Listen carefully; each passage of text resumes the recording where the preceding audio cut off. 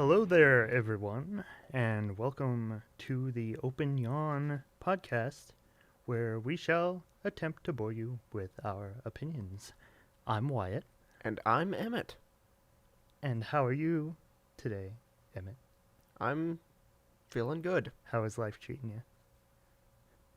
Well enough? Yeah, well enough. It was a little bit of a stressful day, but I'm feeling relaxed now and ready to have some fun discussions. Awesome. Ready to talk some stuff. Some movie-related stuff.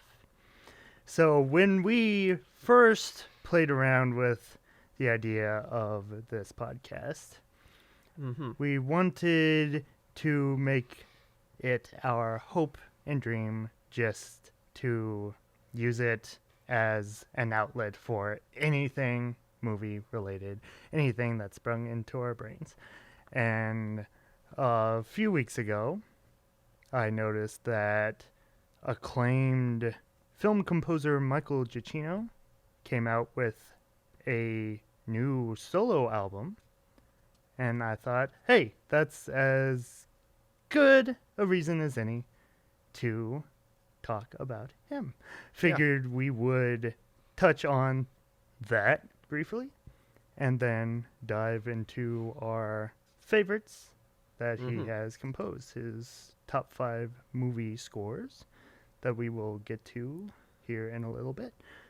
But yeah, Michael Giacchino, for any of you who are wondering, is the composer of many well-known and much successful hits such as the Jurassic World movies, Star Wars, Rogue One, Spider-Man, The Incredibles, Lost.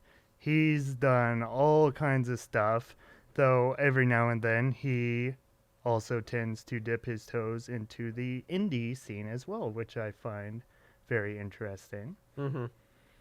But one of the busiest composers today, Yeah. and one of my personal favorites as well. Yeah. It's always interesting to see what type of work he's going to be working on. Oh, very. Yeah. That if he's attached, then that's something I'm going to be looking for.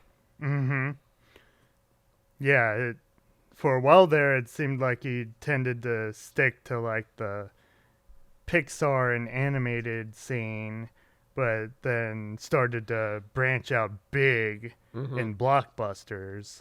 And then it seems like he's got like 4 or 5 projects a year, it seems like. And then on top of that, he's also producing his own material. Like, that's a busy man. Yeah.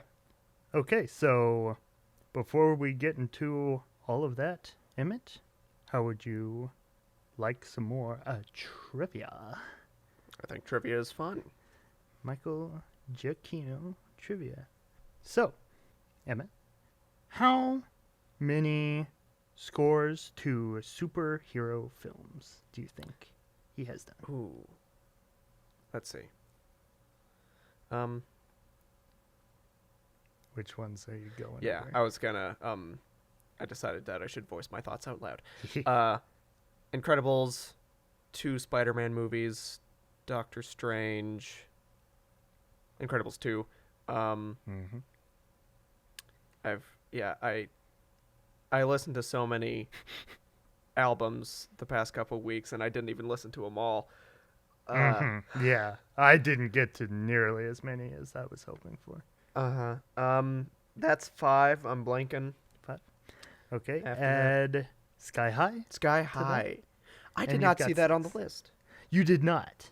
Yeah. Oh wow, so you didn't listen to that one? No, if I had seen that one, I would have listened to that one. Sure. Yeah. Yeah. But the list was the list on YouTube was incomplete because it wasn't until a couple days ago that I realized Ghost Protocol wasn't on there.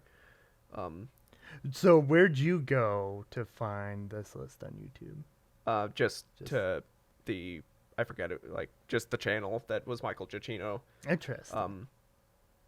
And then it had a list of albums and stuff like that. But then I saw Mission Impossible 3 on there. Yep. And then I listened to some of that, but then was feeling like this doesn't seem as peppy as I was thinking it was. Maybe I'm thinking of Ghost Protocol. Did he not do that one? Then I looked it up and he did, so I was like, okay, I'll just search that one out on my own.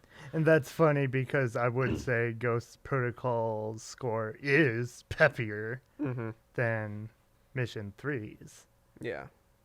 Not sure which I'd prefer. Sometimes I tend to go for the more serious one, like the third one did. But yeah, that's very interesting because how I went about freshening up on his output was I didn't think to just search him on YouTube and see what I came up with. I went straight to Wikipedia and just, okay, here's his list. And then I will search those movies individually. It's funny how our brains work. That'd be the more thorough way, but I felt like unless I was going through one by one, which was my original plan. I felt like I'd miss a lot because it's all just a big long list. But yeah, so how many scores to Pixar films movies do you think he has done? Okay, Two Incredibles, Ratatouille, Up. See those gears are turning? Inside Out. I about said Zootopia, but that's not Pixar. But you are right, he did do Zootopia. Yeah. I got 5 and I'm blanking again. So is that your final answer? I guess. Okay. 5 plus Coco and Cars 2. Coco and Cars 2. Okay. So 7.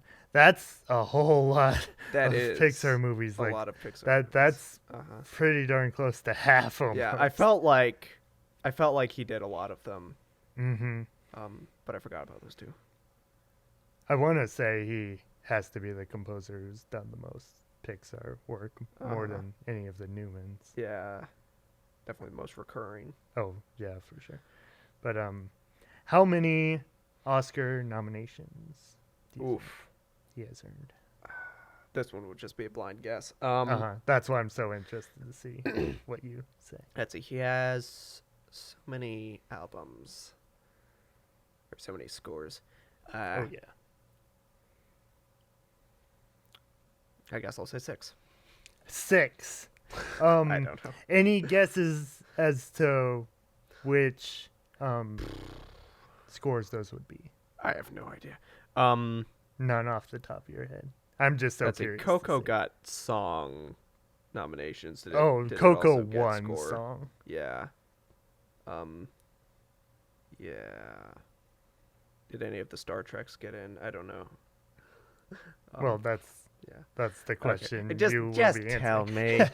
You would just think that someone with such an established career as he would have a nice solid number like 6. 2. Dang. Only 2. Ratatouille and Up for the win. Okay, that's good. And then after Up, they were just like, nope. We're not even going to look your way for some stupid reason. Yeah. I can't figure that out. I went with 6 because that's what I felt was right in justified. But then I wasn't sure if he was technically like prestigious, even though he does so much good stuff. But like with other composers who are undoubtedly great, like John Williams, anytime he puts out a Star Wars score, that's instant nomination. All 3 of the Star Wars sequels got score nominations. Like Last Jedi the same year as War of the Apes. Oof. And that got in over Apes. And Apes that, is just so underappreciated that one's still, in every aspect.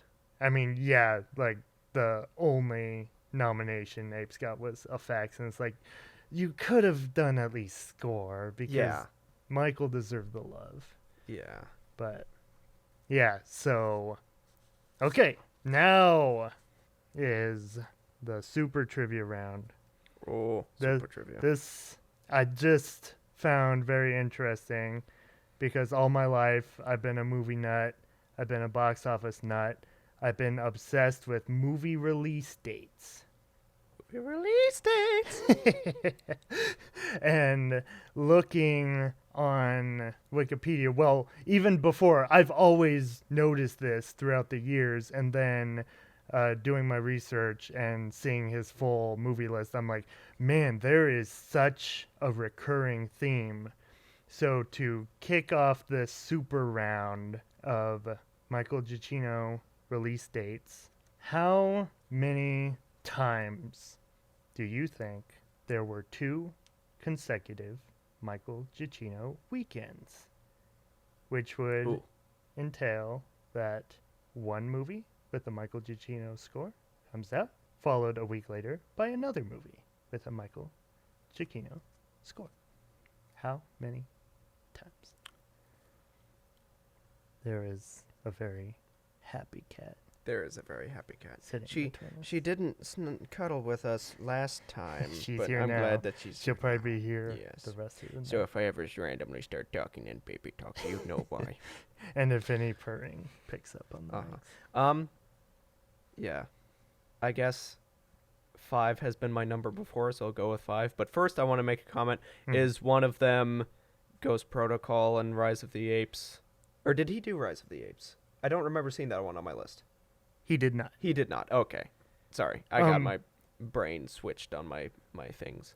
You are correct. Those came out the same year. I can even tell you, though, first Rise of the Apes score was Patrick Doyle. That there is, to me, a stark difference between Rise's score and then the sequels. Because Giacchino has very different sensibilities from other composers. But I can even tell you that probably down to the day Rise of the Apes came out the first week of August 2011, but I want to say even August 5th, like the actual day, but first week for sure. And then Ghost Protocol was December. Yeah, I don't have these memorized anymore, but I know those were in the first 5 PG-13 movies I saw in theaters. Awesome.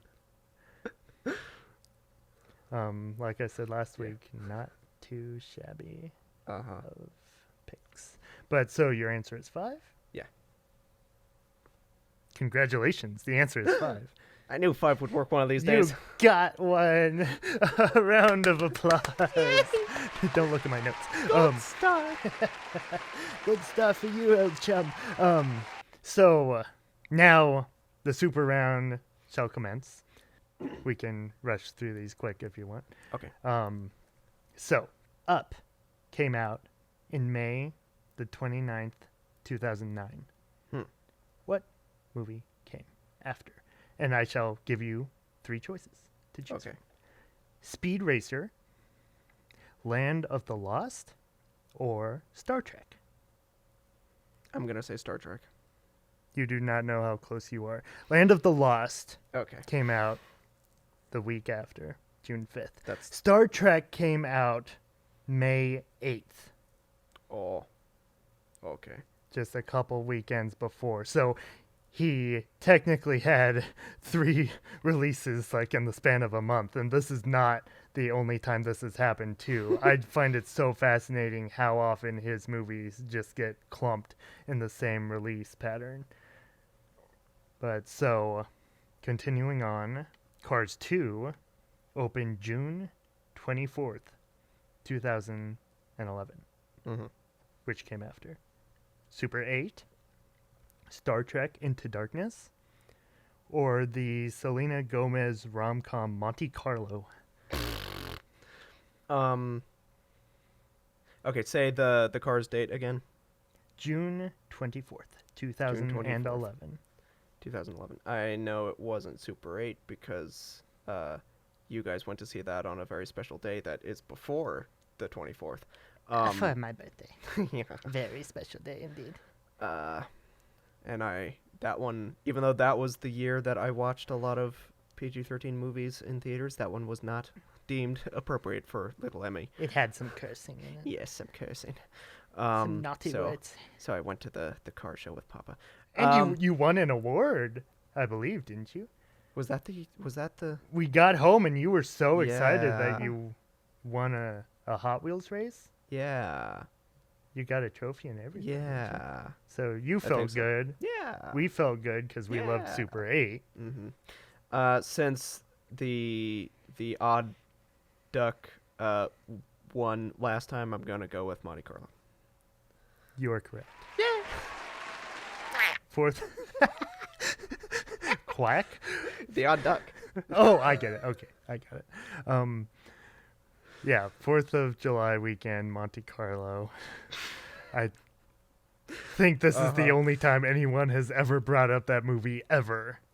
Like, I think, I'm pretty sure I saw that one on the list, but I kept thinking, what's that doing there? And I forgot to listen to it. Yeah, because I never watched the movie. Uh-huh. I think I was around when Mama and Sissykins tried it one time. Sorry, Katie.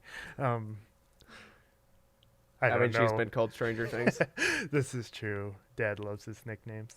But yeah, like, I was around for snippets and I was like, this looks boring, and walked off. But good pull for you, though. Super 8 did come out 2 weeks before. So again, clumped right together. Mm-hmm.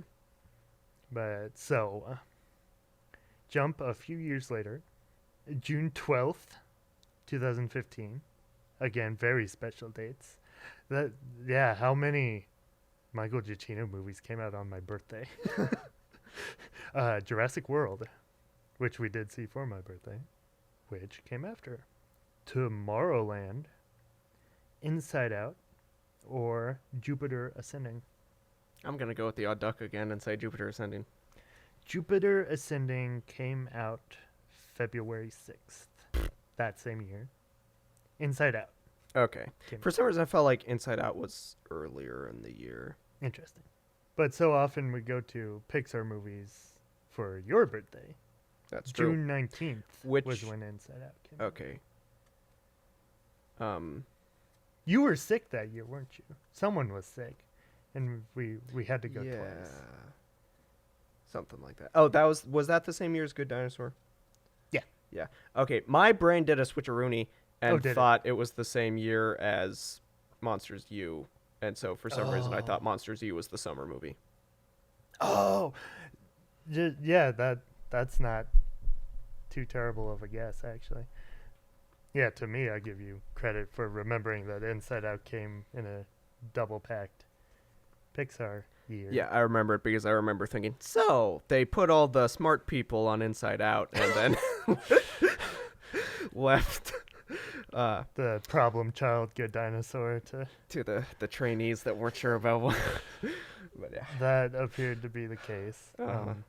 But yeah, then Tomorrowland came out May 22nd, Memorial Day weekend, a couple weeks before Jurassic World. So so many scores.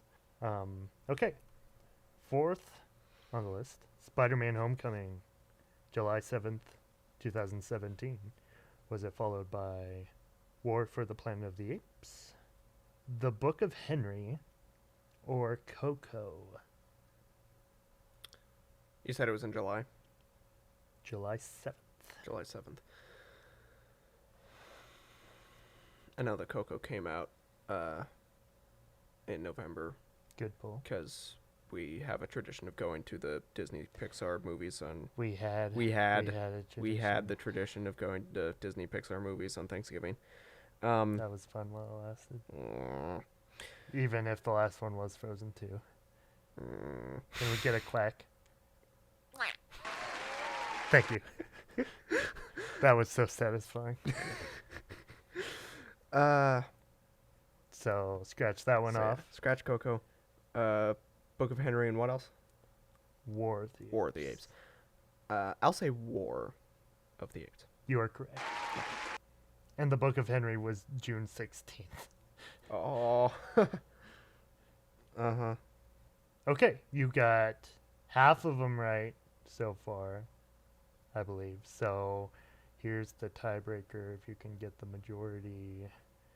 Incredibles 2 came out June 15th, 2018. Was it followed by Bad Times at the El Royale, Jurassic World, Fallen Kingdom, or Spider-Man Far From Home?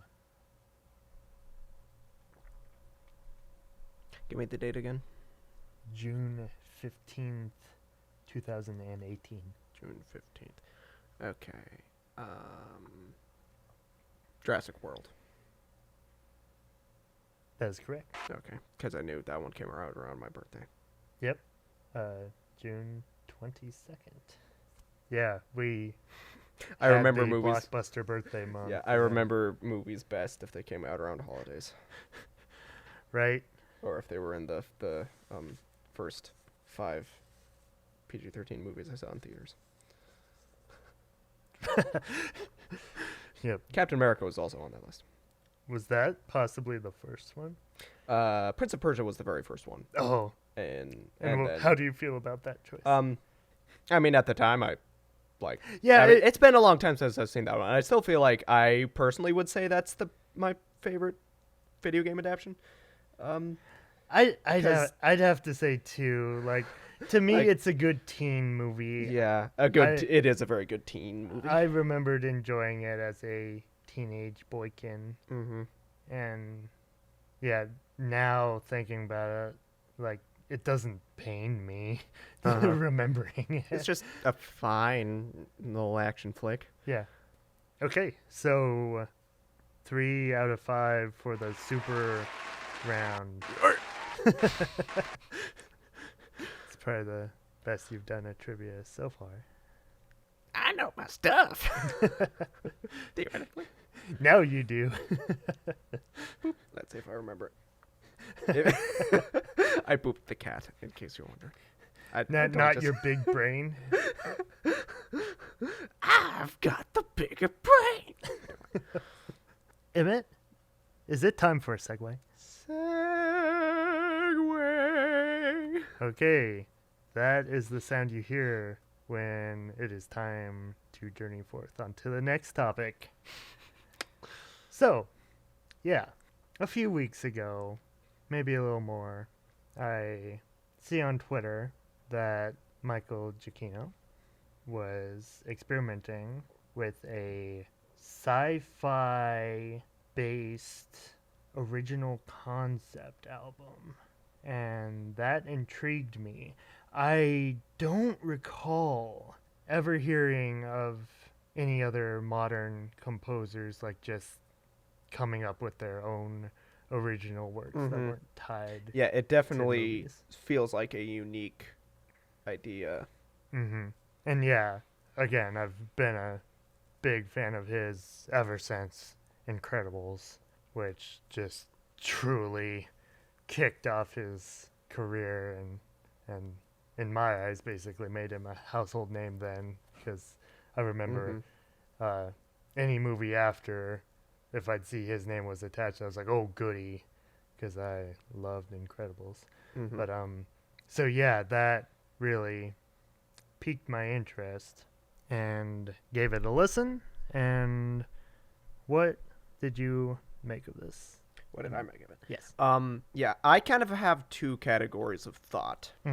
The first is more about the technical production side of it, and then the second is more like the ideological side of it. And it mostly has to do with how I went into it completely blind. All I knew was that you had listened to it and thought it was weird that there was talking. So I couldn't remember if you'd said anything other than that. I just went into it. I didn't even know. I forgot that it was a sci-fi.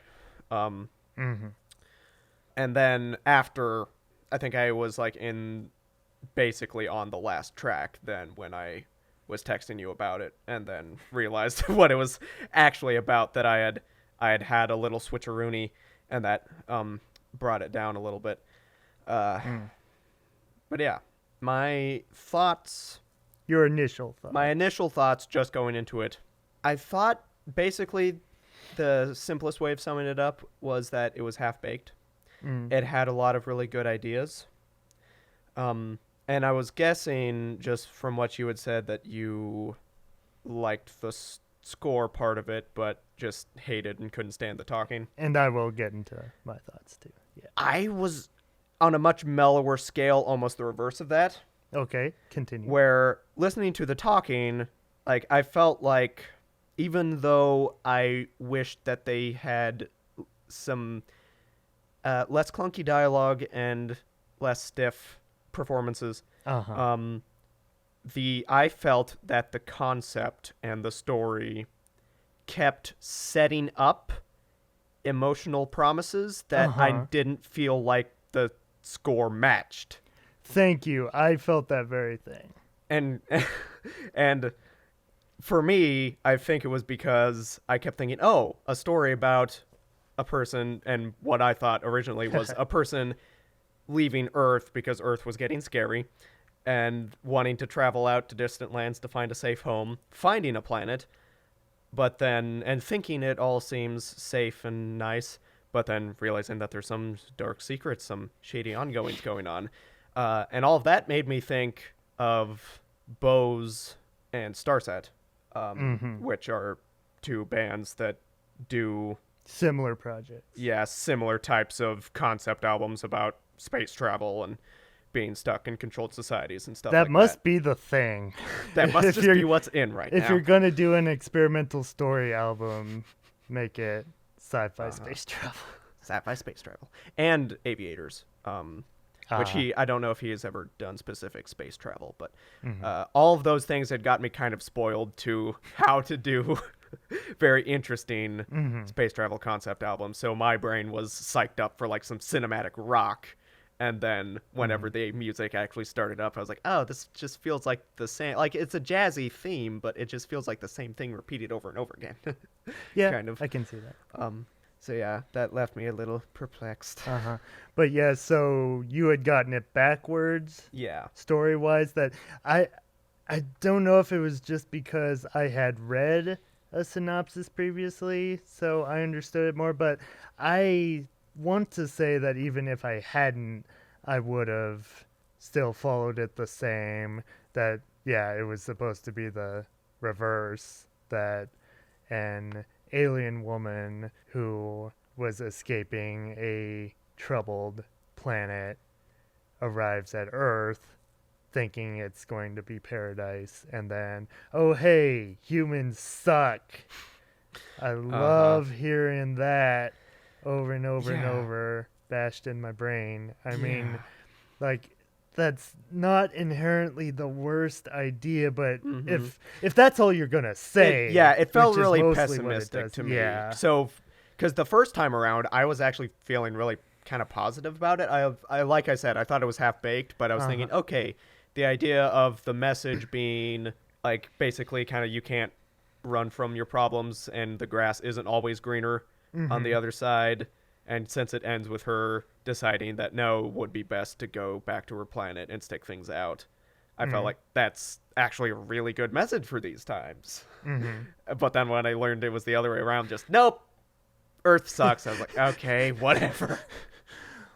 Let Earth just implode, and let the humans receive their rewards for destroying the planet. Just, yeah, lovely messaging. But so yeah, with me, the first time listening through it, I really liked the music.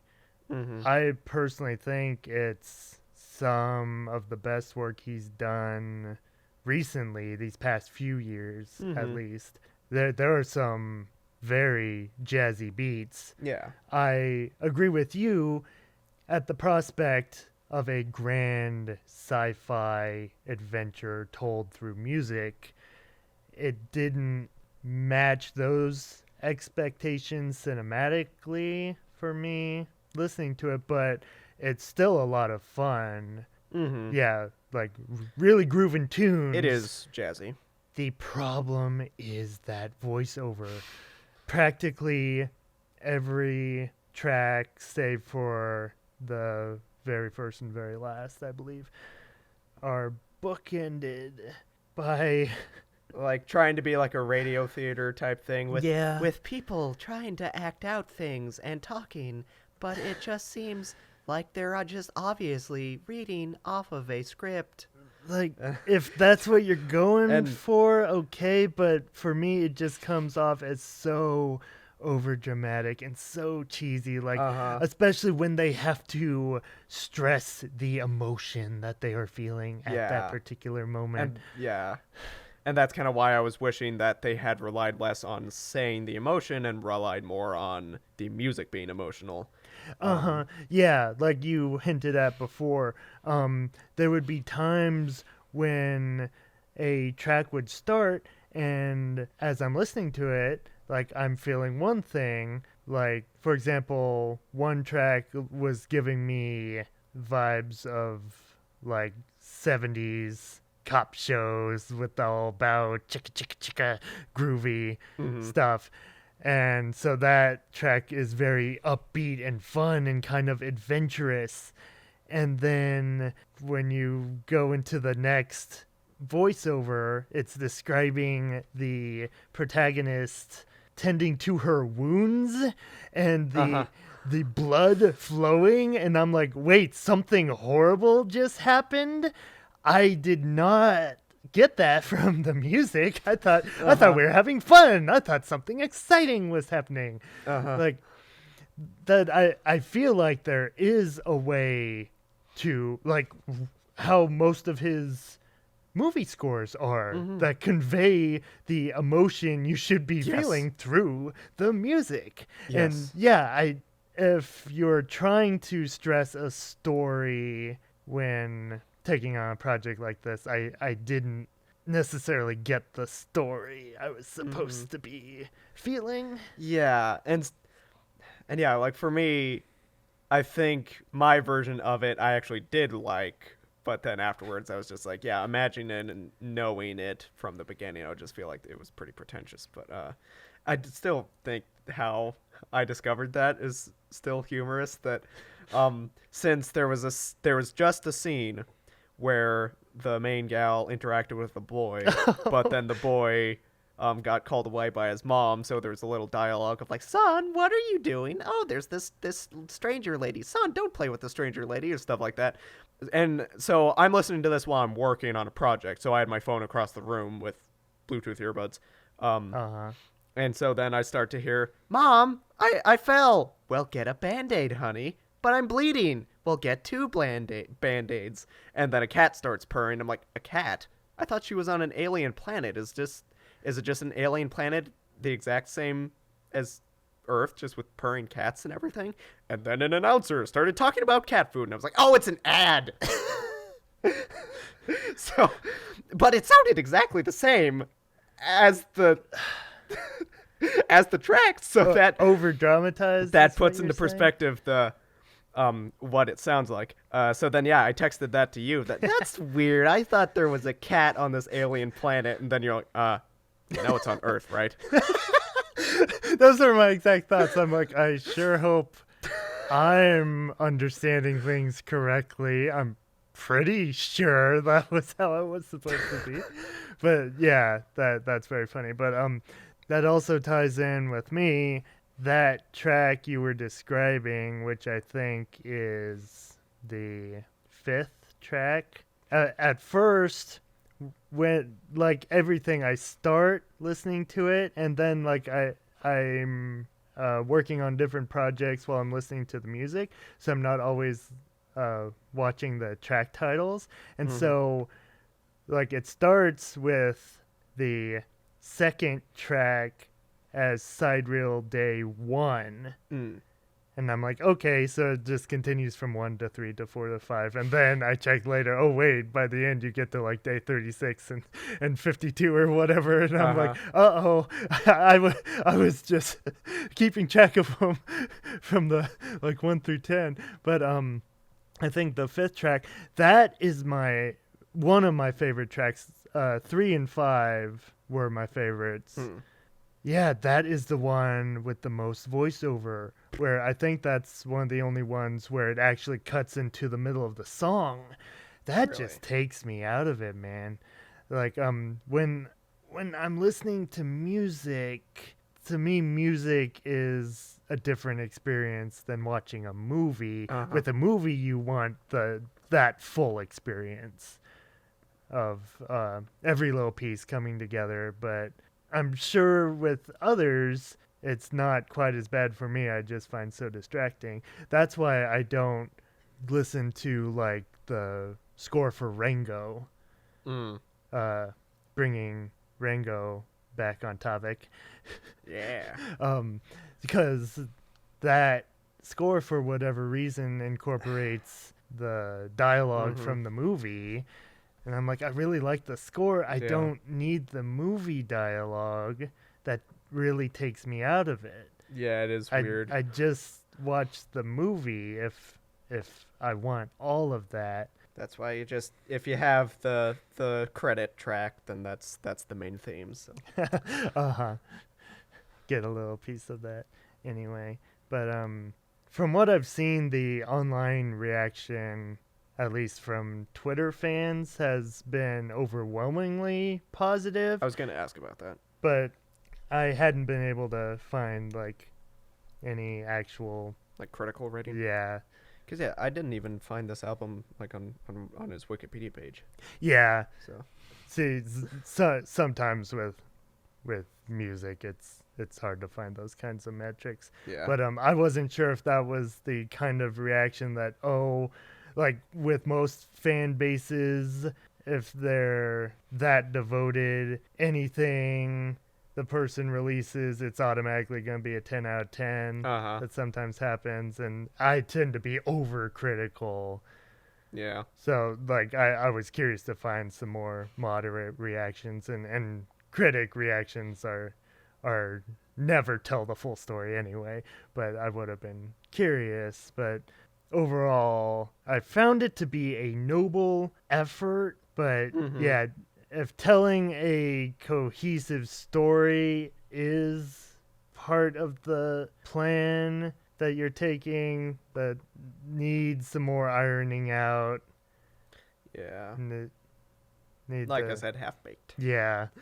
Yeah, a little more thought into it. But if he tries anything else like this, I'd still be curious. Or if someday he were to release a version without the voiceover, because that's the thing, like when I first noticed that was going to be part of the album, I was hoping, okay, maybe there would be a way to release like different versions of the album where one you can get the whole soundtrack and the voiceover, and then another one you could have the voiceover be tracks that if I could choose to not listen to the voiceover tracks and just pick and choose my favorites like I do from most albums anyway, then that would be no problem. I wouldn't be complaining about it because I could just focus on the stuff I did really like. So in the future, if you were to release, here's the version with the voiceover and here's just the orchestra version, then I would enjoy that much better. Yeah, that's why I just checked Bandcamp while you're talking to see if by any chance he posted it on there, because which I didn't find it. But yeah, some bands will do like Bandcamp exclusive instrumental versions of their albums. Oh, that's interesting. See, the only place I go for music is YouTube. I'm very lazy. Yeah. I went to Bandcamp when Amazon got all screwy with their download system, which now it seems like it's gotten a step towards being better. The main thing is just that they still don't have a cart, so you have to buy everything individually, which doesn't make any sense. Oh boy, that's how it is now? I think so, unless they updated it since the last time I downloaded it. If you want to buy 50 tracks, you have to go through each individual purchase. Yeah, that's why I. Oh no! That's why I kind of swore off Amazon for a little bit, That's but then there horrible. were some things that I had to get, but they were full albums, so I just had to get 3 full albums instead of 60 individual or 30, 35 individual tracks. So each. But yeah, I do want to note though another thing you hinted at. If there's anyone out there who does like the idea of a sci-fi story album, I highly, highly recommend The Day We Left by Bose. yes. Bose, like you get on the top of your birthday present. Bose. That honestly, this is one of my personal favorite, like, full albums in its entirety from beginning to end. Like, there might only be one track on it that I don't regularly listen to, but then everything else, just like in telling a full narrative, they all flow together. You get the full story that they are trying to convey, and the songs are so insanely catchy. Like, some of the catchiest in my memory. Like, they just worm their way right in there and don't want to leave, and you're glad. But yeah, like, I had the thought to compare the two back when I listened to it, like, earlier in the week.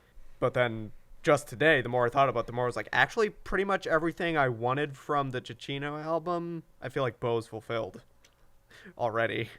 That having more nuance and more emotion. But yeah. And that's the way with anything, like we talked about last week. When you've got the Prestige and then the Illusionist comes out, even if that might be good, it's kind of overshadowed if there's that great thing that you love already that pulled off similar feats. So that's the issue anything has to deal with coming out these days.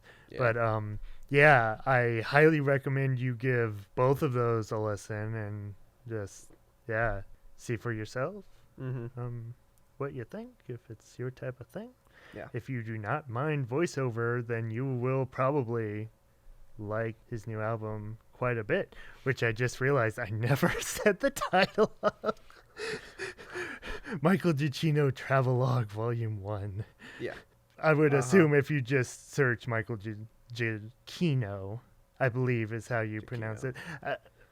Reading or watching an interview, like, it sounds like both ways are acceptable. Like, if you say Giacchino, like, he'll take it, but it's pronounced Giacchino, I believe. I had been calling him Giacchino forever, and then I was like, oh, Giacchino.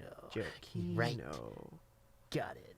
Yeah, and I forget how many iterations of his name that we went through, but oh yeah, because like it started with like just pronouncing it as it is, Giacchino.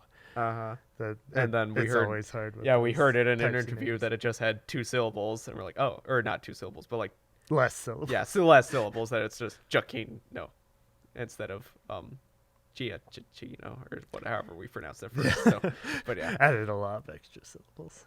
Yeah, but yeah, Giacchino. Okay, Michael Giacchino Travelogue Volume 1. So, if you're interested, does that mean that there's gonna be more?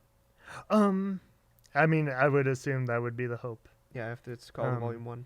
And yeah, like I said, if he cleans things up around the edges, and if that was kind of the experiment, and if he's got a clearer vision going forward, then I am excited. Yeah, maybe have, like, if it's going to be like a cinematic universes of travelogues where, like, you can do a different story that maybe isn't necessarily having the same type of threads, but still similar atmosphere.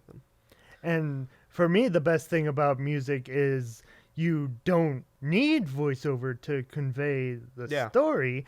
I love music where you can just kind of create your own story by listening to it when it does that good a job. Yeah. But, like, if he wants to preface it with, oh, this is a sci-fi story about this, or this character's going on this planet to do this, and then kind of weave in how you interpret the music to be, that would be my hope going forward.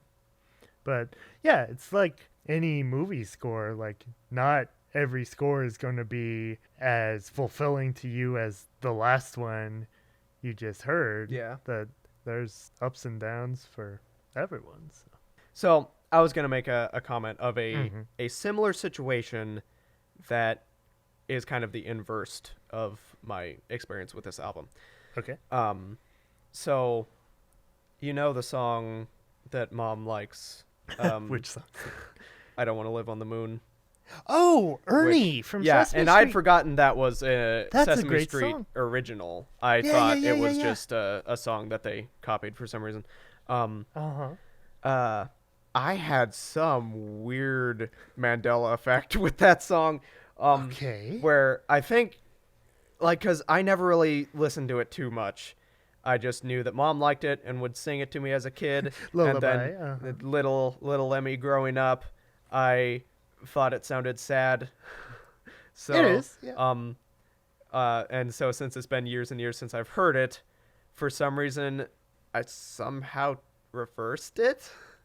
That How so? I thought it was I Want to Live on the Moon, and talking about how life sucks and you just want to escape because you'd rather live under the ocean or you'd rather live under the moon. And for some reason, this is the weird thing. For some reason, I thought for sure there was a line about how it would be so sad that you would make all the fishy friends, but they wouldn't survive if they came on land or something like that. Whoa. I don't know why I had that thought. But then so one day I was like, you know what? I'm sure my brain is exaggerating some of these things, so I should look up the actual lyrics. So if I ever make fun of it, I'm not just being a jackass. And then I look up the lyrics. I'm like, okay, this is the complete opposite of what I thought it was. And then you went back and listened to the actual song, right? Well, I remembered the melody. I was just like, okay, now I know it. It's good to remember. It's a good little video by itself. Yeah. It's been ages since I watched it. Now, and because I felt like there was a time recently where, like, I did make a comment to Mom about that I don't like that song, but then now I'm going to go ahead and formally rescind that comment, Mom. It's a fine song. What do you mean fine? That's a great song.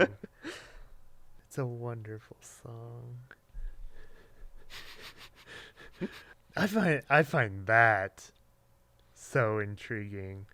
Yeah, I mean, everyone's got those things. I can't think of any examples, but I know for sure that's happened to me where I'm like, I remember a very specific thing about either this movie or show or whatever, and then go back, I'm like, how did I screw that up so bad? That's not what this is at all.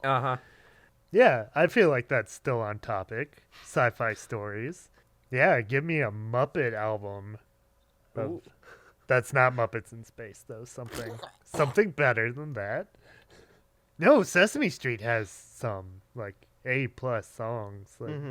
Like same as Muppets. Just that original Henson run. Like, yeah, excellent stuff. But yeah, one thing that the Travelogue Volume 1 did not have was punny titles. Yes.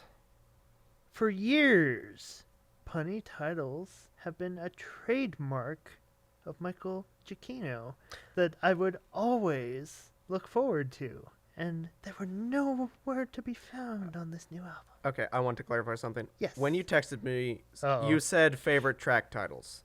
Is that what you said? Track titles? Yeah, I think so. My brain just thought you meant favorite tracks. So then that's why I was saying, no, I don't want to make a list of my favorite tracks, because I was just like, if we're individual why tracks. would we do a list of favorite albums and favorite tracks? That's a lot of work. That's insane. That I feel like my thoughts would be the same thing. It'd be redundant. So, I mean, if you feel like you have things to say, you go ahead. I'm gonna skip that. But then we talked about it this evening, looking forward to this, and I still said titles. Did you still think I was saying tracks?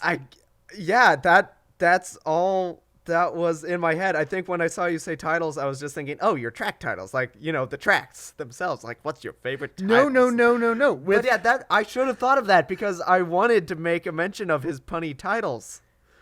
But okay, you told me you had notes though. Those were just track notes, not title notes? Yeah, just like little things either to make comments about stuff, I guess, because I was looking for things to say about individual tracks, or just things that I had forgotten. Emmett, or like Monday, 8:27 p.m. Emmett, my dearest brother, for the podcast, would we also want to come up with a quick list of our favorite Michael Giacchino track titles? It's in writing right now. I know. Dang it. I know what I'm about. Damn it. um. Well, why didn't I pick up on that? Because that would have been a really fun list to do. Well, Yeah. see. Oh well. That's on you. You'll have to live. That's on me. I'll have to live in with my infamy. mistakes. Yes, for forever and ever. Someone will commemorate your journey into sadness and sorrow in a peppy, jazzy sci-fi travelogue. Emmett's sorrowful tale of how he was wrong and how he will never compare to the eldest and wisest brother of his. And then I'll throw a pun in there somewhere. Uh-huh. But yeah, so long-standing trademark of Giacchino's puns in your titles. That's so much fun that Why didn't I realize that? I don't know, but you're realizing it now. It's slapping me in the face. Yeah, that's another thing that always set him apart from any other composer out there. Yeah. That you could just tell he was coming from someplace different just by by looking at his album titles. Yeah. It always has a sense of fun. Mm-hmm. But not always, Emmett. Not always. In an interview, he described the backlash concerning when he scored the first Star Trek movie. Start what? Those fans, man, the fans scare me. That certain Trekkies just went on an online tirade. How dare you, sir? You think this is a joke? You think Star Trek is a joke? What is this? You're making fun of Star Trek in your titles? How dare you, sir? How dare you? And it's like, dude, fanboys. It's jumpsuits in space. You can have fun with it, and it's like if you take half a second to look at the rest of his work, it's like that's what he does. That's always been what he does. Like all the way back to his very beginning, he said he started it with Alias, and that it's actually most of the time is a group effort. It's not just him. That's fun. The whoever he works with and collaborates with, that a lot of different people help out with each album. So I find that so interesting. And just what were the fanboys expecting? Like what? Why are track titles? That's what he said. Why are track titles so? It's like, okay, you want me to say something boring like Kirk drives ship, Spock walks on land. How exciting. Like, what difference does it make? If you like the music, then what does it matter what it's called? I can't remember what fanboy on Freakazoid sounds like. Otherwise, I would try to do that. From what I can remember, just kind of standard nerd. Like, not really an over-the-top nerd voice, but just, well, actually. Maybe I'm getting mixed up. I know on Animaniacs sometimes there would be a guy that sounds sort of like Steve Zahn, but also not. That would be just they're well, now I'm gonna verge into my pseudo Trump again. Just go ahead. The fanboys just or that's was Mr. that Howell. Trump? Yeah, that was my Mr. Howell. Okay. I got either one will do. Yeah, Mr. Howell would sound more like Continue. Well, I'm going blank on things to say now. Aw, Mr. Howell. Mr. Howell. You disappoint me again. The fanboys. Fanboys, I just never know what's going to come out of their mouths. You never do. They get upset over the silliest things. And then I go and look at his track listing for Rogue One, and I'm like, wait, these are all boring titles. They're all titles like Jyn Erso drives ship and walks on land. But then I see in parentheses are the puns. Oh. I'm like, okay. I don't blame you for doing that. Like, You played it safe. If Star Trek fans revolt, what are Star Wars fans Star Wars gonna fans do? shall be sevenfold the fury. The wrath and fury and vengeance. Oh boy, that's how I'd Yankees. feel. That's what we've gotten. That modern Star Wars fans are kind of the worst. But yeah. But then it's like, oh, okay, that's very smart. Like play it safe, and so then. At first glance, it's like, oh, normalcy, good, and then you get your very, very funny pun titles. Sort of like the movies play it safe, but then the TV shows are more fun and enjoyable. Yeah, that would be correct. Yeah, so it's a good thing. I was like, oh, do I have too many? I compiled a list of just some of my favorites to give you an example. Thank you for covering your ground. Titles such as Night Monkey Knows How to Do It from Spider-Man Far From Home. Because that is how the Night Monkey do. Great. Awesome. The recent Kevin Costner, Diane Lane drama, Let Him Go. The title track is the Let Him Go-verture. I was just like, oh, bravo, silent clap for you, good sir.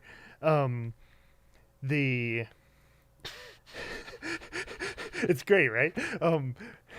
The track from Incredibles where Dash really starts using his powers. Great title, 100 Mile Dash, Yard Dash.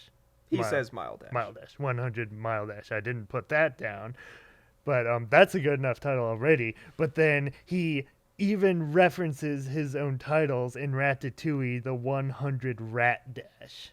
Like, I find that so clever. There are layers in soundtrack titles. Like, that's probably going to be the last thing people look at. But once he started doing this, it's like, no, it's the first thing I'm going to look at.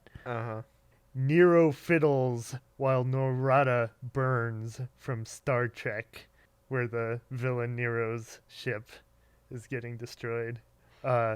Giving Months the Bird from Up. I think I remember that one, but it didn't fully register. That okay. I wouldn't have expected that there. It's great. Acid Test Dummy from Let Me In. If you have seen Let Me In, you would probably imagine which scene that is. So the fact that he's making jokes like that, oh boy, is like deliciously macabre to me. And I had forgotten that he did Let Me In, but I guess it makes so sense. Fascinating. Matt Reeves. I think basically every Matt Reeves, J.J. Abrams, and Brad Bird movie he's done, save for like Iron Giant with Brad Bird, but I think everything else after that. But yeah, it's like we've probably said before, frequent collaborators. It's so funny looking through his list of all the animated movies and then blockbusters, and then an R-rated drama, like or an R-rated drama, or a horror drama. But it's interesting. But he pulls it off. Before, I was like, Michael Giacchino and horror? Like, usually his stuff is so upbeat and boppy. But yeah, that score fits very well. That's part of why I really love that movie. But it's a running gag. Almost all of his soundtracks have at least one world's worst blank blank in them. And my personal favorite was probably world's worst parking valet from Mission Impossible Ghost Protocol. It's very funny. From John Carter, where the alien species, the Tharks, live on the Martian planet Barsoom, and you get the Thark side of Barsoom. And these are just the highlights, like almost every they're track. all gold. Yeah, John Carter was one of the ones that I didn't really get to. Like, I skimmed through just to remind myself what it sounded like, and then it didn't seem like it was sticking with me. So Yeah, that's what I remembered. just So- like the movie, it just didn't leave an impact. That's one of the saddest ones for me, that it didn't end up being something great. It had all the ingredients, like Yeah. director, composer, most of the cast is awesome. And some of the production values with with the aliens and the certain action scenes are decent. that's such a puzzle. Yeah, but not necessarily as much of a puzzle, seeing how Disney has gone recently. Oop. Just the more and more It almost they seems do. refreshing, doesn't it? Yeah, like, honestly, going back to John Carter after we've gotten all the remakes and the wrinkles and the Nutcrackers, I'm like, you know what? Maybe, I mean, it has some stuff. We got all those remakes and fantasy disasters because they put big money into ambitious sci-fi projects like John Carter, and they failed miserably. So they're like, well, not doing that again until Solo. And then, well, not doing that again until whatever next Star Wars But, if you make good movies, Ta-da! that could change some things for you. Ta-da! It's gone. All your problems. Okay, so a couple more quick ones. Looks like I picked the wrong week to quit Oxygen. One of the final tracks in Incredibles 2. Yeah, I don't think I listened to the Incredibles 2 one because I didn't either. Okay. I just remembered it not.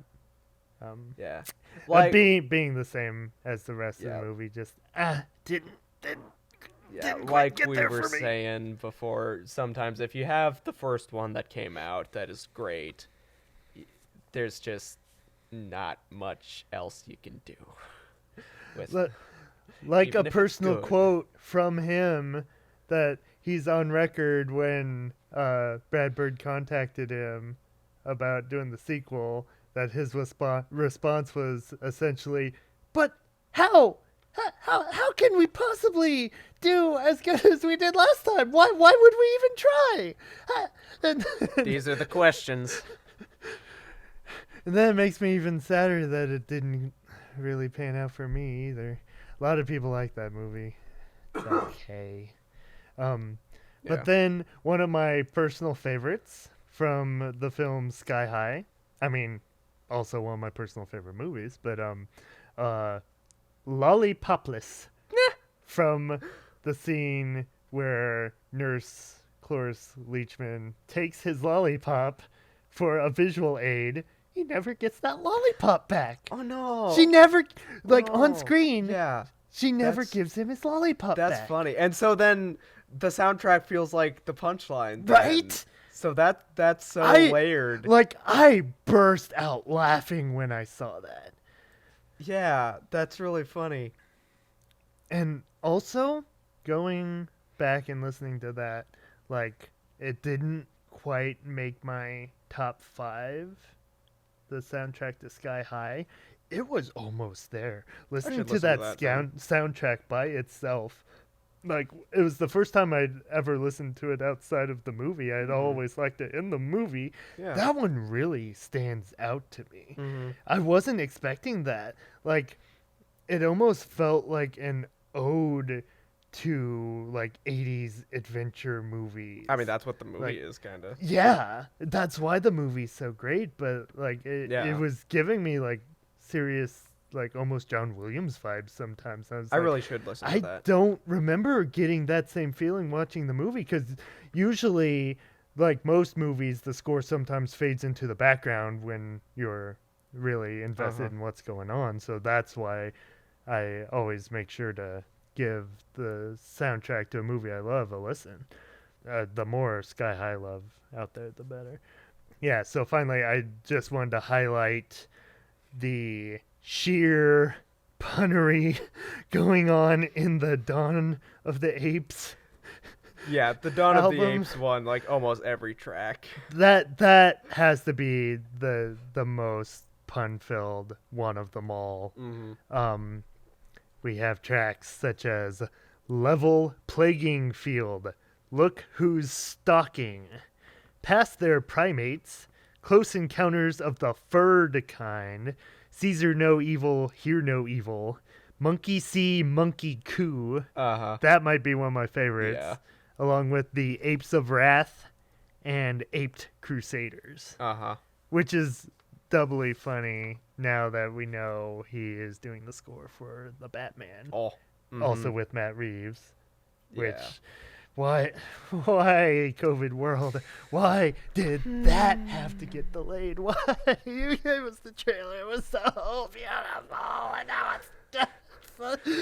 You were the chosen one, Batman. You were meant to be produced, not get delayed. That's good. That's good. I was mulling around in my brain. Okay, where do we go with that? That's about the best. But okay. So finally to the main event. Top 5 Michael Giacchino scores. Actually, not quite. Oh no! Yeah, I don't really have much else to say.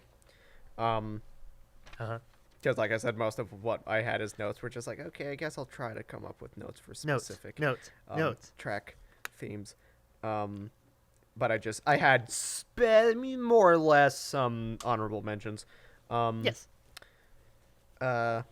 Overall, I didn't feel like the Bad Times at El Royale was too listenable, but the first track is really good. That main theme is pretty sweet, and it's called The Suite at El Royale, so I was like, that suite is sweet. Okay. That's one I didn't have time to get to. Yeah. I love that movie, though. And then I had forgotten that he did the score for Speed Racer. That's another one I didn't have time. Listening to it, I could definitely tell it was in the same era as Incredibles and Ratatouille. Oh, I can remember that, yes.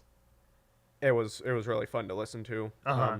but it didn't make it on because I was like, yeah, it still doesn't quite live up to it's a Incredibles. Giacchino score, Yeah. no doubt. It's got all of the elements there, but no through and line then theme for me. I didn't know if this was because I've been going back and forth between the regular YouTube app and the YouTube Music app since that's what I'm using, and since Google Play died. Give us a quack. Thank you. I can't do that. Here's my quack. Those are the noises my lips make.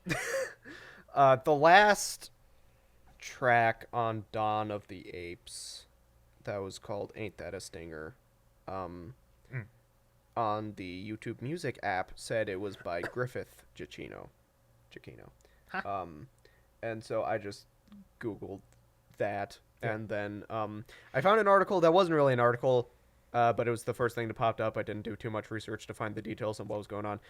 It was like a picture article where it just had a bunch of pictures of, oh, this is how the music is produced.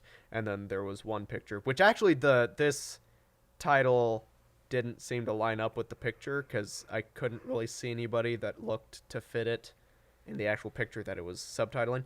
But it said, like, the score production is a family affair as Michael brings his youngest son, Griffith, to do some percussion instruments or something like that. And then How young are we talking? then a few pictures down, so I don't know for sure, but I just assumed there was like looked like either like I was like 8 or 10 or something like that. Cool. Holding some kind of like chime type thing. So I was like, okay, yeah, he got his little boys to do some chimes. Any cowbells? I have a fever. The only prescription is more cowbell. Too soon. Whoops. It's not COVID. The only prescription is to wear your mask. Has anyone it's tried cowbell during these Yeah. trying times? Yeah, like, dang it, Joe, you weren't doing your job. You should have been pointing to the folks at home and saying, wear your cowbells. Bruce! Christopher Walken is the key! Yeah, was there anything else? I think that was about it. As for my thoughts. Okay. So yeah. Mm-hmm. I'll probably go into my official honorable mentions afterward. Okay. Like, as we're summing up. Yeah. And all that. Just as to not completely spoil the list. Okay, so I guess we'll just go back and forth from the bottom up. Mm-hmm. My lips won't make the noises I want. Oh, that's it. That's the noise I wanted. A nice pop. Okay. Okay. What's your number 5? At number 5, I have Doctor Strange. Wow. Yeah. That I You really like that one, huh? Yeah, the first time hearing it just in the movie, I think it was a case of just hearing other people say, "Oh, it's one of the best superhero themes ever." I heard that and then lot. Going into it, I was like, "Oh, we have Avengers and Winter Soldier. Is this really the best?"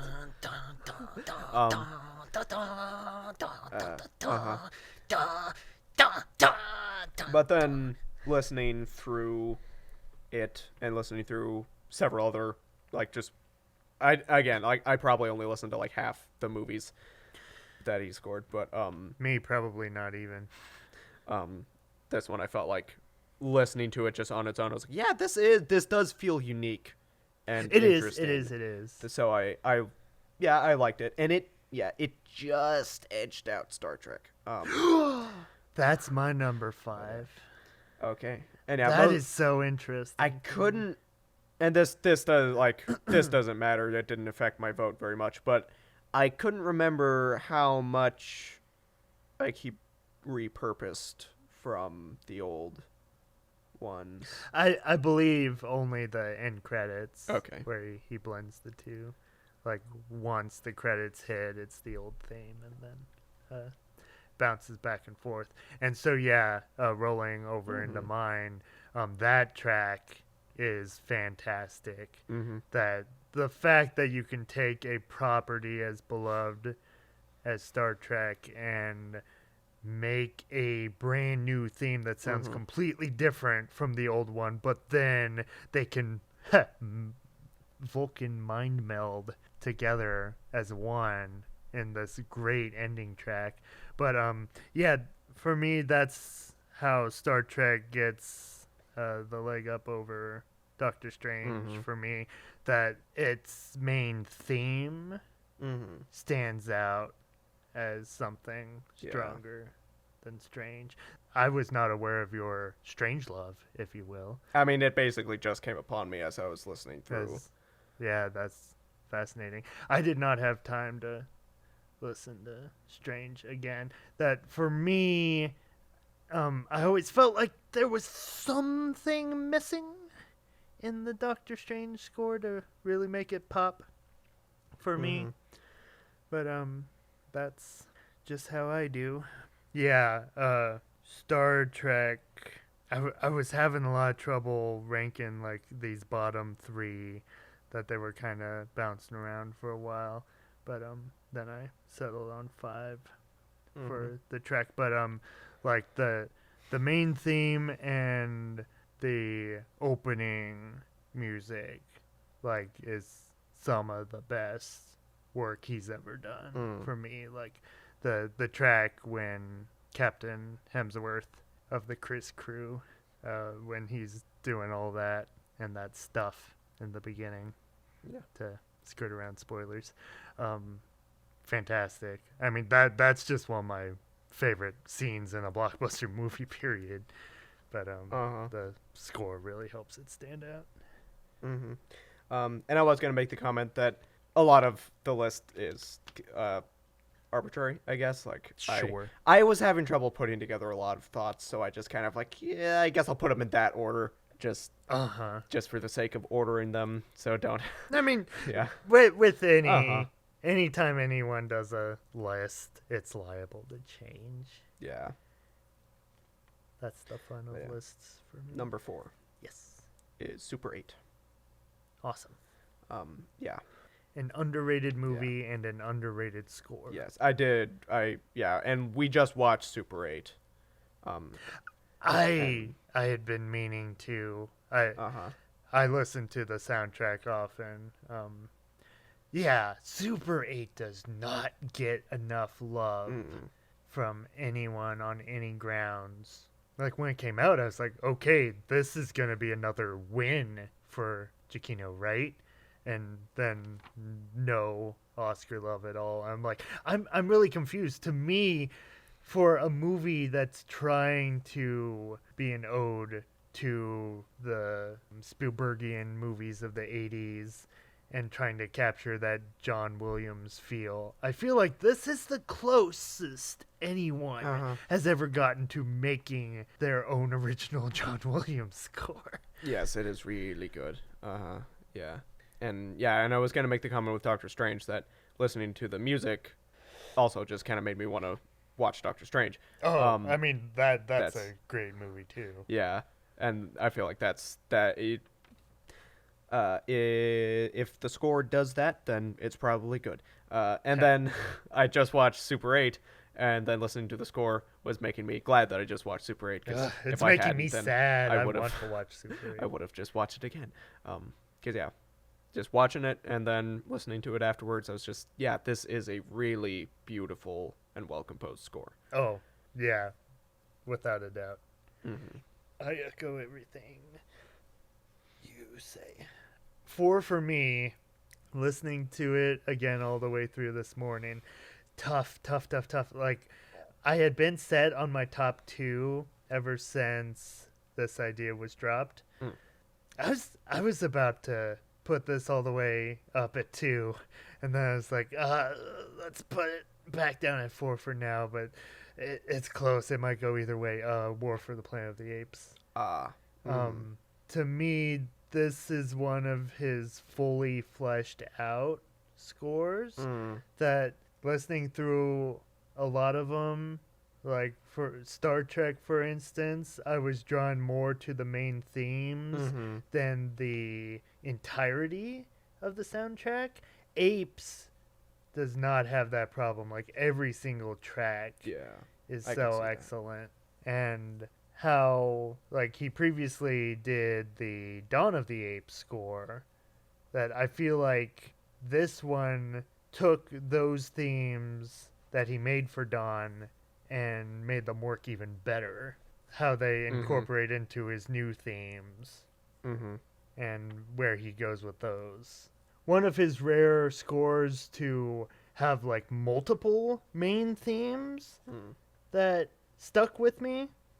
Another thing I just realized, that one reason Giacchino scores tend to stand out to me is probably because he tends to score good movies. Like, really good movies most of the time. Yes. Yeah, that one didn't make it onto my list. Oh, I'm surprised because I know you're a big Apes fan. I am a very big Apes fan. Yeah. And listening to those scores, I definitely really appreciated them. They go along with the movie so well too, how they're very similar but very different, but then just give you the same feeling of just the thoughtful kind of melancholy, but with Apes, like the more poignant moments, like with Nova, the girl. Yeah. Her theme's very quiet and thoughtful, and yeah. But then like the main, I'd like to call Apes on Horseback theme, that's one of the, probably the main new theme in that movie. Just that one gets stuck right in my head and then never leaves for the rest of the day, and I'm glad it didn't. Yeah, I felt like, I can't remember what I was doing when I was listening to that. I felt like I was doing something where, like, I was definitely appreciating it, but I was also a little bit distracted, so. Were you on horseback? I was. No, I don't think I was. Were you target practicing on horseback? Target practicing on horseback. I think even though I really like his more dramatic ones, part of me gravitated more towards the peppier ones. Yeah, nothing wrong with Yeah. that. I imagine my list is vastly different from most out there. I know I left out at least a couple key ones that most would probably have as their top two, at least. We'll get to those after. Mhm. Yeah, and then the top 3 are ones where main ones where I'm like, I don't really know for sure, but I put it in this order just because that's how I felt. Number 3 is Incredibles. Oh, wow. I'm curious to know your 2 then. Okay, so what do you have to say about Incredibles? Yeah, I don't know that I have a whole lot to say. It's a really good score and theme. I guess maybe because I felt like maybe you said something. I forget which one you said this about, but like how like sometimes the main theme is really good, but then like the rest of the score itself may not be as interesting. Even though there's a lot of really good themes and scores in the Incredibles soundtrack. I don't have anything to say against it. That's just how it Better felt. not, son. It's a really good score, but as are almost all of them. So if they're on our lists, they're gonna be really good scores. Cause there was some stiff competition creating this list, but number 3 for me, Super 8. Yeah, like I said, just I love it when a score from the opening notes, you've got something special. That like how it almost tries to do a modern Jaws motif, establishing the mood and like, oh, things are kind of dark, kind of creepy, but then it blends right into the main, more thoughtful, softer theme, which I think is absolutely beautiful. Yeah, anytime that picks up in the movie just always gets me. But as many times as I can say Super 8 is a vastly underrated film, I'm gonna say it. I feel like Stranger Things came in and stole its thunder. Oh, undoubtedly. The people were actually saying, you know what? This Stranger Things is a much more successful version of whatever that J.J. Abrams sci-fi movie was, the something something. I'm like, say it! You know what it is. No! There better not be a dagger in my hand if you say you don't care about Super 8. Would you care for some Super 8? No. We may have been on a Wilkins coffee binge recently. Things just seem to happen to people who don't like Super 8.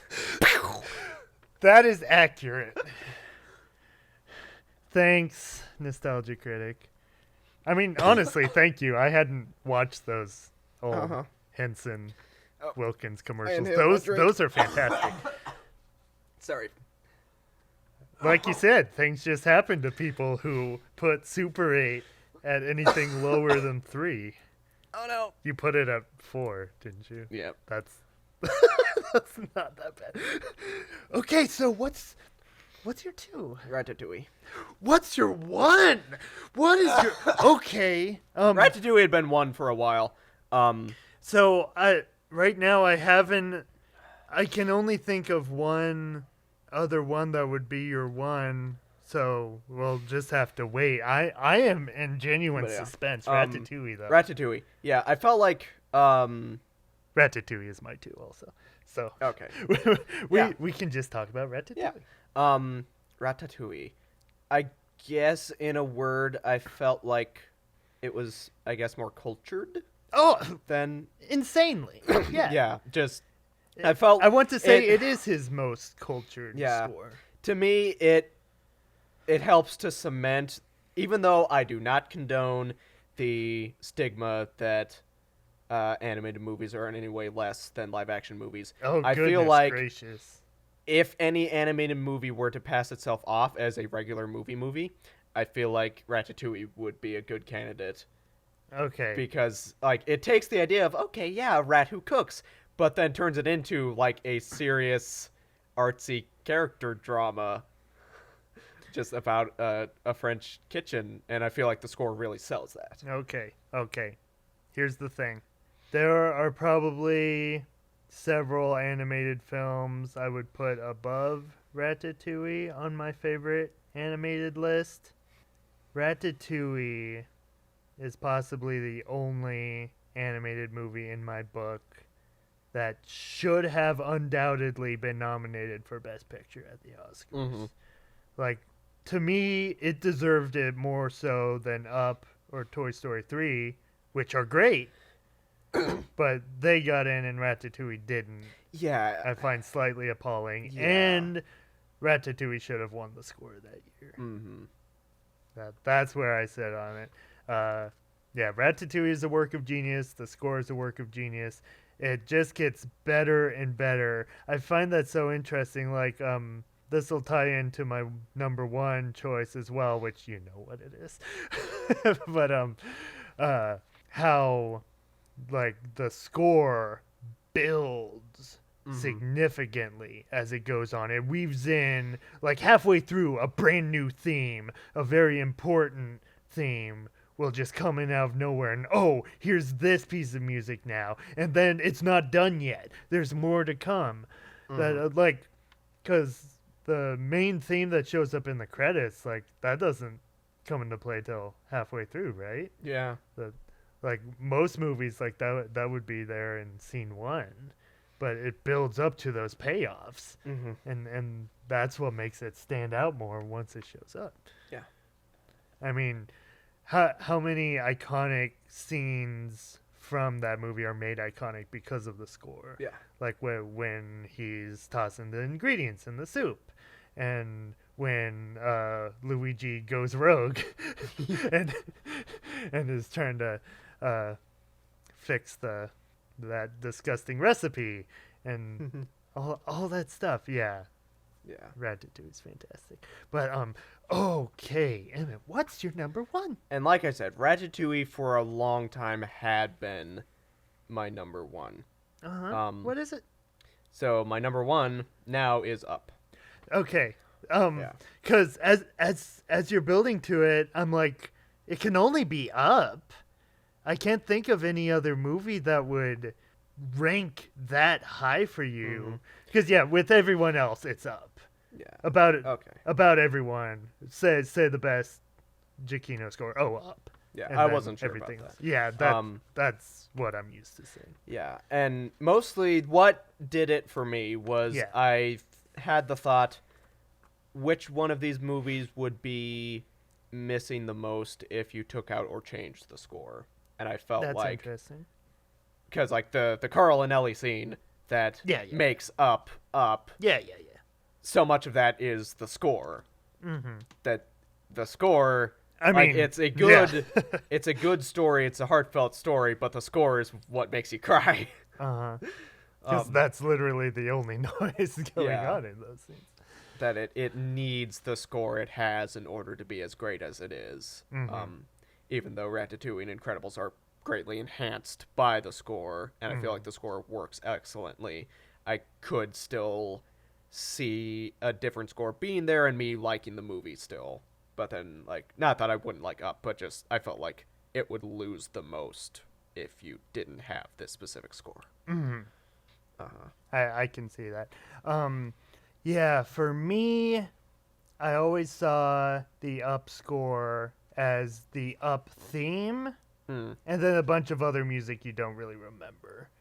That it does still have good beats here and there that help build up whatever's going on at that moment. But that's why it didn't make my list, because I was trying to judge more as an entire soundtrack, because there are several other movies that didn't make the list that have incredible themes, like Inside Out.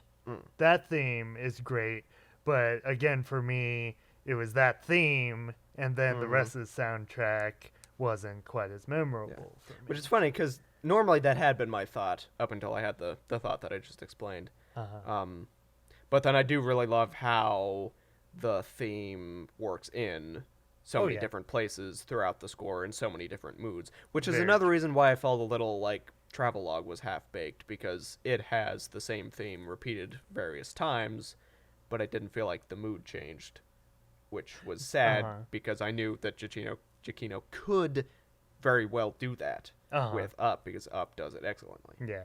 But then you also, it's a dangerous game going in to any new soundtrack expecting Up. Yeah. But, yeah, I guess this is a hot take. I've always found the Up score to be a little overrated. Like, the theme is iconic. It is. But, like, that year with its competition, out of the rest of the films nominated, it should have won. I don't believe it should have been the only Pixar film to win score. Yeah. Kind of like Black Panther and Marvel.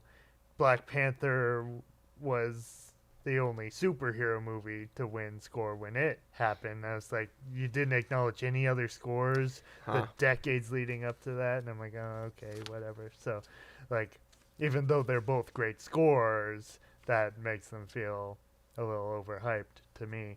My number one's The Incredibles. Yeah. You knew it. Yeah. Yeah. Everyone at home. The Incredibles is my favorite movie. The more I think about it, the more I'm like, I really want there to still be great new movies that come out. I want a movie to come out that becomes my new favorite movie, but part of the pessimistic side of me feels like Incredibles is just gonna stay there. Yeah. But, just everything about that movie works so well. But like I was saying with Ratatouille, listening to it again, I was reminded for like the, I don't know, first half hour of that movie, like after you get past the opening glory days scene, most of that movie doesn't have a score. That it to highlight the mundane life of Bob, that it's just silence. And that those artistic choices to me is what makes that movie so fantastic, so incredible, if you will. I'm sorry. But yeah, then so like the main themes don't really crank into gear until about halfway through. There's got to be more than an hour out of the way before Syndrome's main theme shows up. And when it does, you don't quite realize it is his main theme. And then how that weaves into the movie and how it builds up to that theme at the very end with the robot battle. Like, watching the movie, I had never noticed that theme being in there. That I was just so engrossed in what was happening, and then it wasn't until a couple years ago, listening through it again, where I was like, oh, wait, there's all these themes coming together that I hadn't noticed before. And if anything, for me, the reason it's number one is the computer scene. Yeah. When Bob's hacking into Syndrome's computer, and like that scene, but the music, for me, if that scene didn't have that music, it would be completely different. That's not the only time that happens in the movie. 10 minutes later, it's happening again on the jet.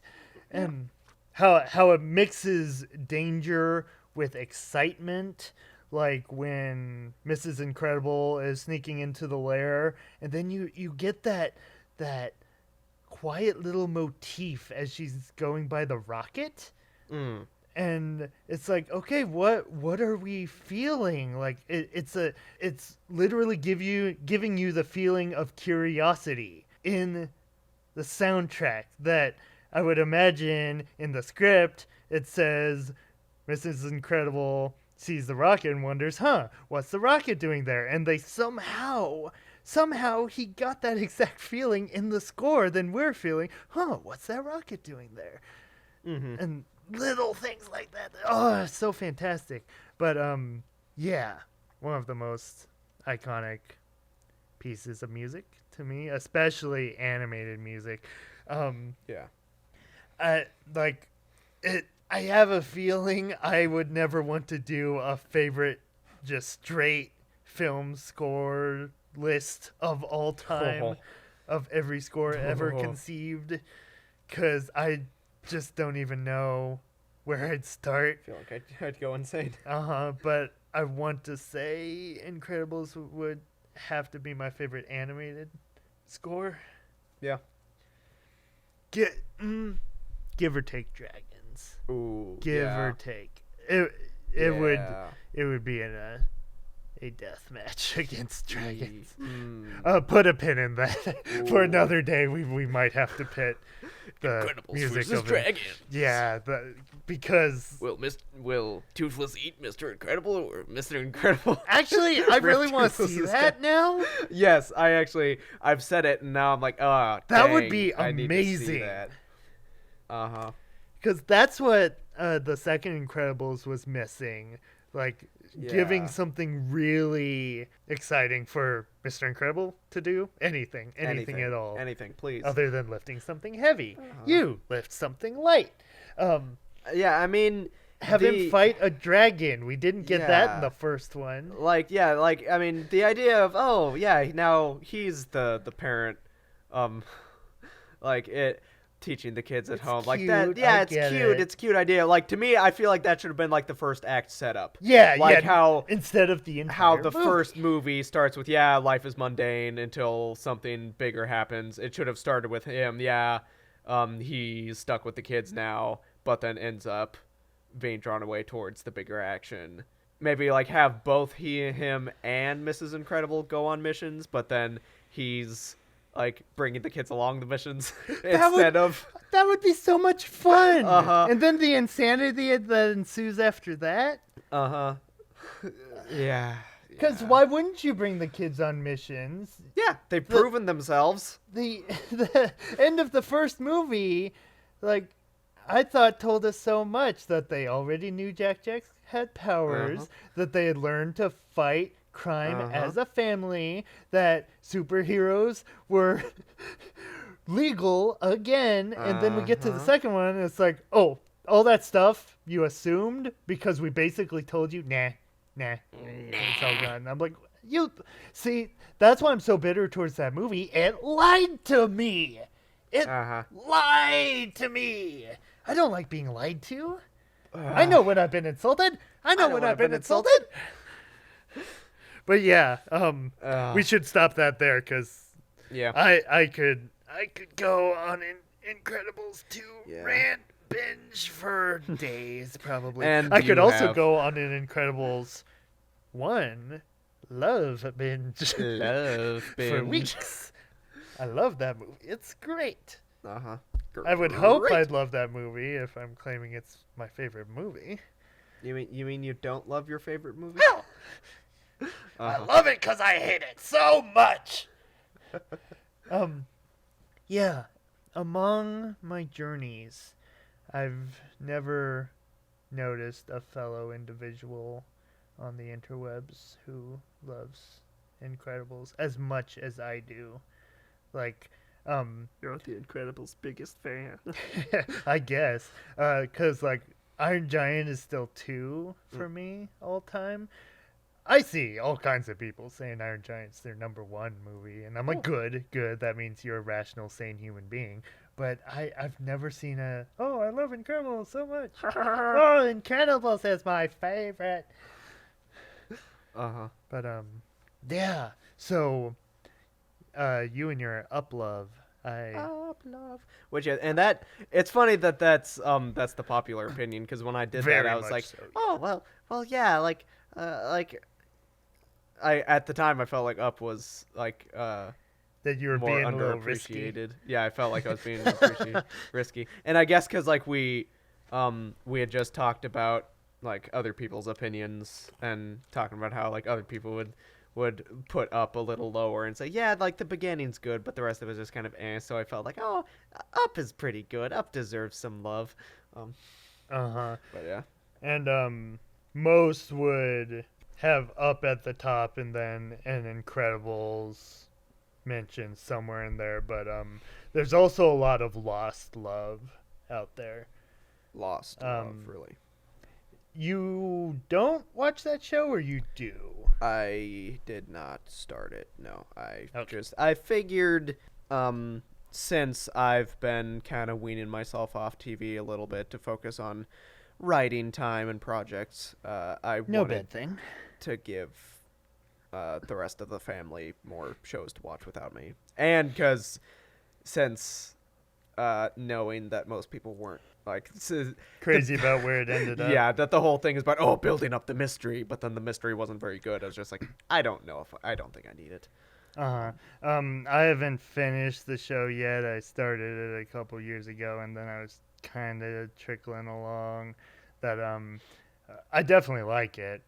Just life, and you gotta make choices of what to do and where to go next. But like the score for me has always been effective, just not exactly standout to me, but I understand why people like it. Yeah, like one honorable mention that I would like to make, that for a while we were playing around with doing a top 10 video, but then I figured out we'll have a lot to talk about. Let's whittle it down to 5. I was scared that I was going to break the internet if I had to rank 10, because listening to it again, I am of the belief that Cars 2 has a stronger overall soundtrack than Up. I really like the main theme. Yeah, I can't remember if I don't think I listened to that one. I'll have to listen to that in Sky High this week. Yeah, Sky High was so close to whittling it in, but I couldn't get it past Star Trek for me. But Sky High was another one that the entire soundtrack was so much stronger from start to finish that I remembered. But same with Cars 2. Like there's little beats here and there that I'm like, okay, could be better maybe. But like the main theme, of course, isn't as strong as the main Up theme, but I felt like it kind of had a prolonged sense of excitement scattered throughout the whole thing than Up, maybe. Yeah. But that's probably the only positive thing you'll be hearing this week about Cars 2. Yeah. Someday I'd actually like to do a deep dive into Cars 2. Like, yeah, it's one of the worst Pixar movies. It's not one of the worst movies. No. Like, the core meat of it is inherently bad, yeah, but the score's good, the animation's fantastic, and it has better action than Incredibles 2. There, I said it. I mean, you're not wrong. Yeah. What always bugs me so much is just how they have so many good ideas with the car spy stuff, and then butcher it all with so many of the just screwball weird decisions with making Mater the main character. And I'm just like, what led to this? That's the thing. It's not inherently bad, but it is so frustrating that if you want to call it bad and horrible and garbage, I'm not really going to stop you. Yeah. And then the third one is so weird how it was just so mellow. That's the thing. I think I'd rather go back to 2 over 3, even though 3 is easily a better movie, but Cars 2 had better things to single out from it. Somehow, I'd rather watch a sentient army battleship fire missiles at a spy car. Like, that's awesome. And a lot of modern Pixar movies have just kind of been in that same range of like, oh yeah, they're good, but just kind of mellow. Like, I can yeah. That's probably one of the more unpopular opinions, like, of all modern Pixar movies. Yeah. Like, we'll probably find a time and place to really go into that someday. I'm sure. But yeah, like post Toy Story 3, I haven't gotten too excited about many of them. But yeah. Another just time, kinda another day. bland. Oh, potatoes and molasses. Okay, so Now yeah. we'll have to do a deep dive into Garden Wall sometime. Oh, you know we'd have to invite a guest star Yeah, we on would. there if we did it without Tuck. Yeah. He wouldn't be too happy about that. But so any last thoughts? Feel like that's all I had on my chest. We've gone on for more than enough, I'm sure. Mm-hmm. But yeah, once again, thank you for sticking with us if you've gotten this far. Mm-hmm. That the name of the game for this podcast is a ramblins. We'll go wherever the wind takes us. Yes. Basically. We want to follow those bunny trails. Those little rabbit trails. See where they go. See where we end up. Wasteland? I think you mean Wonderland. Look at all this wonderful stuff. Opinions. Yep, we're full of them. And I'm sure you are too. So if you have anything you'd like us to know, that's nice. That's polite. Comment below. Yeah, let us know. Uh-huh. If you want to scream at us, I'd rather you not, but I mean you can scream can scream at us right now. Scream at us, just don't verbalize it into wordage. Into text. Yeah. You can scream if you can. Yeah. I know my up opinions are very controversial. Not that I'm saying that Up is like, oh, like you Up's have great to- though. Yeah, it is really good. Yeah. But I don't know what I'm saying. what I are just you saying? I'm still a little timid with disagreements, but this is Don't good be for me. timid. No, I don't blame you, because all this time I was worried. Am I being too hard on the Travelogue? And then I give it another listen. I'm like, I don't. Oh, the voiceover. But yeah. So take care and farewell. And we'll see you again, hopefully. See ya. Emmett. Bye. Give us a quack. Give us a quack. I can't do it when I'm laughing.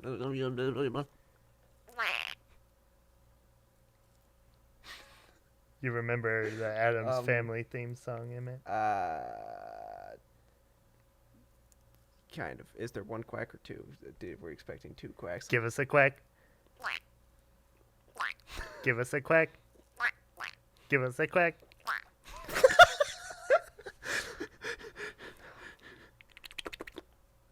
Ah!